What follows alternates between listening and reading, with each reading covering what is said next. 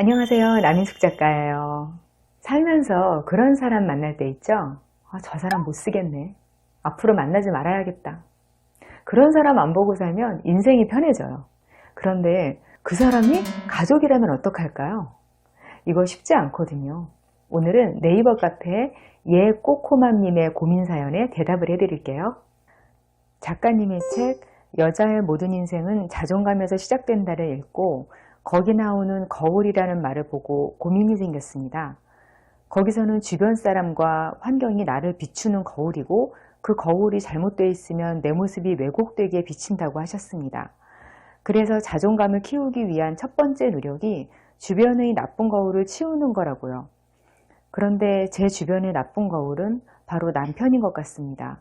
저 자신을 부정적으로 생각하게 만드는 남편은 제게 버릴 수 없는 거울입니다. 가족이다 보니 멀리할 수도 없는 관계이고요. 지금 저는 최대한 바빠져서 관심의 중요도를 남편에게 안 두는 것을 나름의 해결책으로 삼고 있는데요. 어떻게 하면 버릴 수 없는 거울, 가족과 상생하고 관계를 이어나가야 할까요? 예꼬코맘님의 사연을 보니 이건 딱히 부부 문제 이런 걸로 보이진 않아요. 여기서는 부부관계라고 딱히 한정짓지 않고 가족의 범주에서 이야기할게요. 부모님, 형제, 자식, 배우자 다 포함돼요. 저는 살면서 가장 힘든 게 가족관계 같아요. 어떤 관계든 상대가 나를 너무 고통스럽게 하면 끊어낼 수 있는데 가족은 그게 어렵거든요. 요즘 정서로는 그냥 보지 말지 이렇게 쉽게들 말하지만요. 가족은 그야말로 내 일부인 것처럼 느껴지거든요. 긴 시간을 거쳐서 지금의 내 자아가 형성되는데 좋건 나쁘건 큰 부분을 차지하는 사람들이니까 그런 거예요. 내 팔 한쪽이 너무 아프고 날 힘들게 한다고 해서 이 팔 잘라야겠다 이렇게 먼저 생각할 수 있는 사람은 없잖아요. 잘라내지 않으면 내가 죽을 수도 있겠다. 이 정도는 돼야 힘들게 절단 수술을 결정하는 거 아니겠어요? 가족도 마찬가지예요. 여러분들 중에는 나는 왜 평범한 가정에서 자라지 못했을까?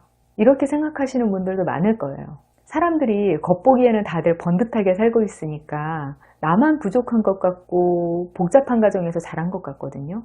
근데 연륜이 쌓이면서 사람들 속사정을 알면서 느끼는 게 있는데요. 평범한 가정이라는 게 엄청나게 드물다는 거예요. 어떤 집에나 우리 가정을 안 평범하게 만드는 그런 식구가 하나씩은 다 있어요. 이상하게 내가 부족하고 못난 건 크게 부끄럽지 않은데 가족의 흠결이 있으면 그게 그렇게 마음에 짐이 되더라고요. 사연자님처럼 가족이 내 자존감을 짓누르는 나쁜 거울일 수도 있어요.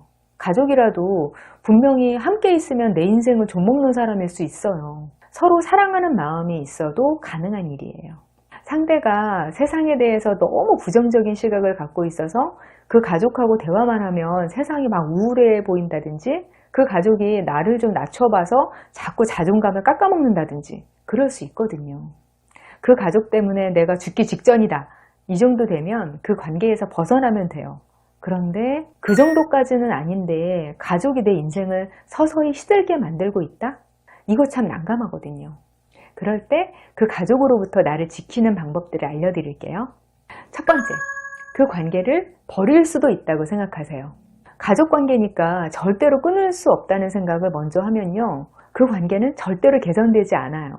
미국에서 협의 이혼이 법적으로 가능해진 게 1970년대부터예요. 우리보다 선진국이라고만 알고 있는데 생각보다 늦죠? 이혼이 가능해지면서 미국 사회에서 달라진 게 뭔지 아세요? 결혼 생활에 대한 만족도가 현저히 올라갔어요. 그리고 부부 사이의 살인사건 건수가 확 내려갔대요. 헤어질 수 있다고 생각하니까 서로에게 더 잘해주게 된 거예요. 오해하지 마세요. 가족 관계를 끊으라는 말이 아니에요. 또 이러면 나 떠날 거야? 이런 식으로 협박하라는 뜻도 절대 아니에요.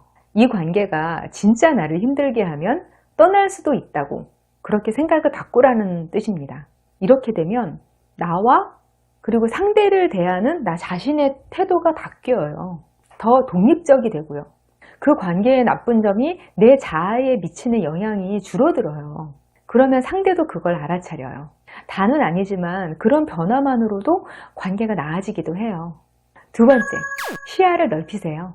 가족관계에 갇히게 되면 나쁜 영향을 정말 많이 받아요. 그럴 때일수록 좋은 영향을 주는 사람들을 많이 만나시고요. 다양한 세상을 접하는 게 좋아요. 내 시야가 좁으면 부정적인 가족의 나쁜 영향을 직방으로 받거든요. 그 가족의 말과 태도가 틀렸다는 확신을 가질 수 있어야 나쁜 영향을 덜 받고 나를 지킬 수 있어요. 그런 면에서 사연자인 예꼬코맘님의 방법도 좋은 것 같아요. 되도록 열심히 살면서 관심을 다른 데로 옮기려고 애쓴다고 하셨잖아요. 특히 부모님 때문에 나쁜 영향을 받는 분들, 되도록 집에 있지 마세요. 독립하는 게 최선이지만 당장 그게 힘드시면요. 도서관 같은 데라도 좀 가 있으세요. 세 번째, 힘을 기르세요.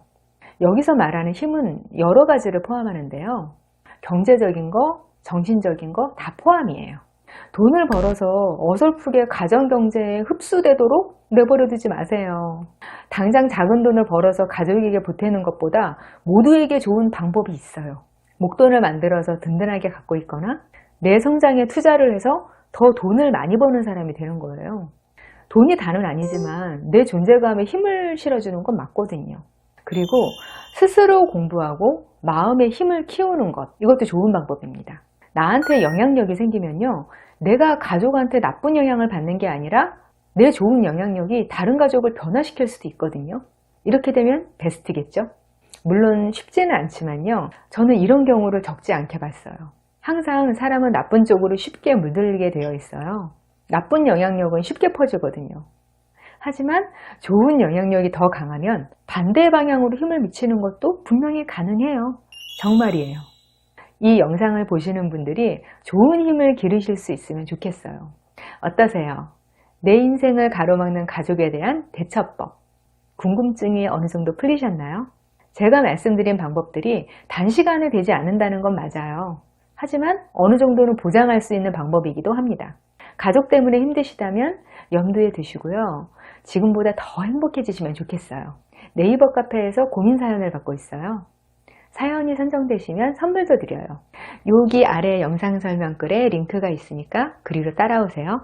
네이버 카페에 남인숙 검색하셔도 돼요. 글쓰기에 관심 있으시거나 인생길 고민이 있으시면 눌러오세요. 기다릴게요.